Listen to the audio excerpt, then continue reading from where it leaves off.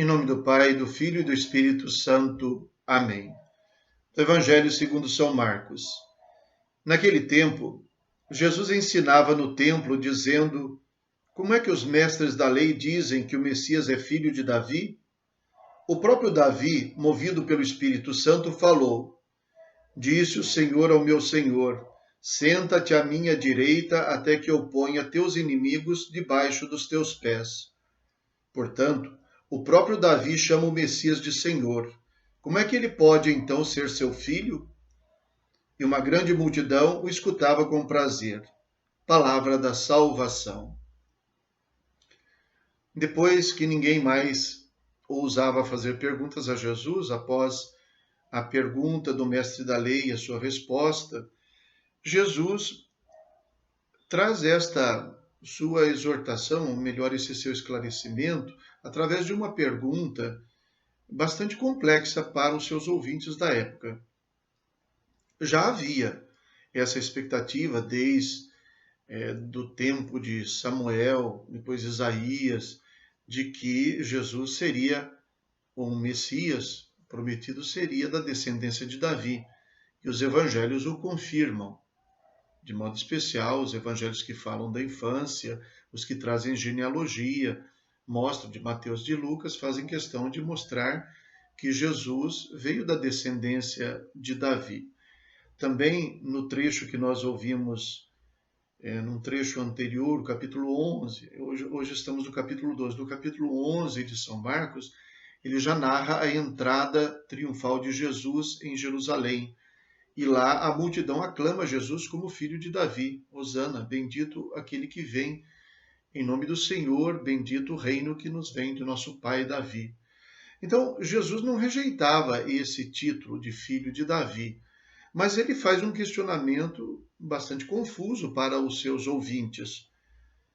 Como é que os mestres da lei dizem que o Messias é filho de Davi, se o Salmo 110 é o salmo que ele menciona, os salmos são atribuídos a Davi, se o Salmo 110 diz que o Senhor disse ao seu Senhor: Senta-te à minha direita até que eu ponha os teus inimigos debaixo dos teus pés.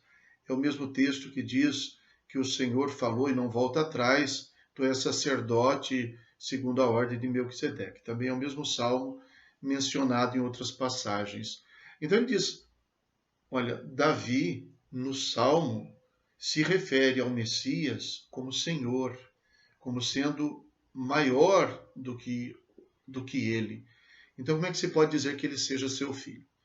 Então, Jesus não está rejeitando o título de filho de Davi ou a sua ascendência davídica, né? Quer dizer, que o seu ascendente seja Davi. Mas ele está querendo mostrar que a história da salvação realizada através dele, que é o Messias, não é mera continuidade da história passada, que infelizmente andava muito na expectativa deles. Nós tínhamos um grande rei, Davi. Depois, muitos reis não foram conforme a vontade de Deus. Temos saudade do tempo em que o rei, Davi, era um verdadeiro servo de Deus. Então era Deus que governava através de Davi. E Deus fez uma promessa através, então, dos profetas, de que da descendência de Davi viria um novo rei. Ora, para as pessoas que viviam segundo essa expectativa, tudo girava em torno de retomar uma história passada para continuá-la. Como se o Messias fosse, pura e simplesmente, um novo rei.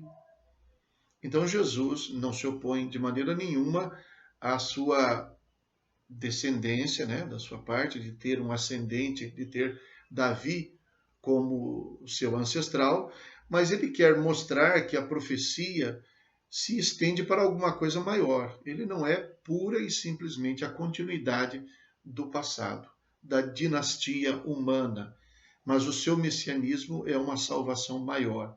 Nesse sentido, então, ele quer dizer que o Messias é maior do que Davi.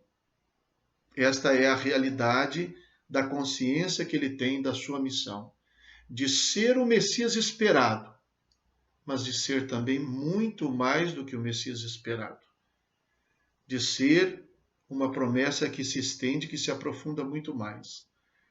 É necessário que a gente sempre tenha um olhar para Jesus que seja capaz de olhá-lo para além dos títulos, para além das circunstâncias históricas da sua existência.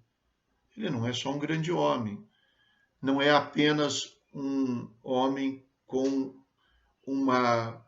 um bom propósito, não é apenas um herói, não é um filósofo, não é um sábio. Então, o seu messianismo consiste em ser uma novidade que jamais se expressou na história da humanidade. Ele é o Filho de Deus.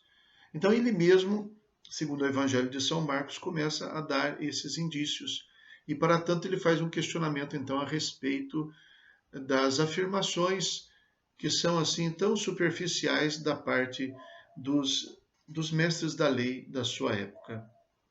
A mensagem vale para nós também, para que não sejamos nós tentados ou para que não caiamos na tentação de também nós olharmos para Jesus como uma continuidade da história e não percebermos que se trata de uma renovação da história. E assim também na nossa vida deve acontecer. Jesus não é uma pessoa que traz uma ideia interessante para a gente pensar sobre ela apenas. Ele é o Filho de Deus que vem e renova toda a face da terra e todo o nosso ser, se nós permitirmos que isso aconteça. Rezemos.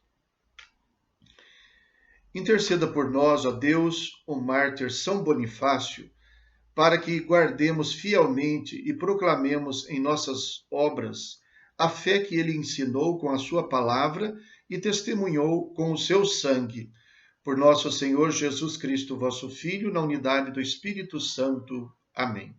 O Senhor esteja convosco. Abençoe-vos o Deus Todo-Poderoso, Pai, Filho e Espírito Santo. Amém. Fiquem com Deus.